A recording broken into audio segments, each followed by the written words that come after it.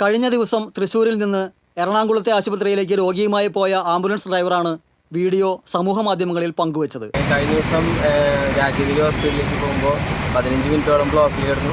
അപ്പോൾ പിന്നെ സാറ് നമുക്ക് വണ്ടിയുടെ മുന്നിൽ ഓടിക്കൊണ്ട് വഴി ക്ലിയർ ആക്കി തന്നു. 15 മിനിറ്റോളം എന്തായാലും ബ്ലോക്കിൽ കിടന്നുണ്ടാവും. അപ്പോൾ ആളത് കണ്ട് നമുക്ക് വഴി ക്ലിയർ ആക്കി തന്നു. ഇഴഞ്ഞു നീങ്ങുന്ന വാഹനങ്ങൾക്കിടയിലൂടെ വിസിലടിച്ച് ഓടി നടന്ന് ആംബുലൻസുകൾക്ക് വഴിയൊരുക്കുകയാണ് മണികണ്ഠൻ. ദിനംപ്രതി 20-ലേറെ ആംബുലൻസുകൾക്കാണ് മണികണ്ഠൻ വഴിയൊരുക്കുന്നത്. പാലക്കാട് കോട്ടായി സ്വദേശിയായ മണികണ്ഠൻ 3 മാസം മുൻപാണ് പോലീസിൽ ചേർന്നത്. ഒരാഴ്ച മുൻപ് പുതുക്കാട് സ്റ്റേഷനിലെത്തിയ മണികണ്ഠന് ആമ്പല്ലൂരിലെ ഗതാഗത നിയന്ത്രണത്തിനായിരുന്നു ചുമതല.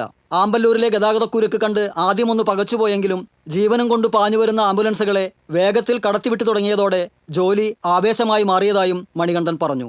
ജോലിയിൽ ചുരുങ്ങിയ കാലത്തെ പരിചയമേ ഉള്ളൂവെങ്കിലും തഴക്കം വന്നൊരാൾ ചെയ്യുന്ന രീതിയിലാണ് മണികണ്ഠന്റെ ഗതാഗത നിയന്ത്രണം.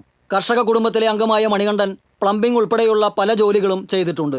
ദിവസം 6 മണിക്കൂർ ജോലിയിലെ ഓട്ടപ്പാച്ചിലിനിടയിൽ വിശ്രമിക്കാൻ പോലും ഈ 33-കാരൻ നിൽക്കാറില്ല.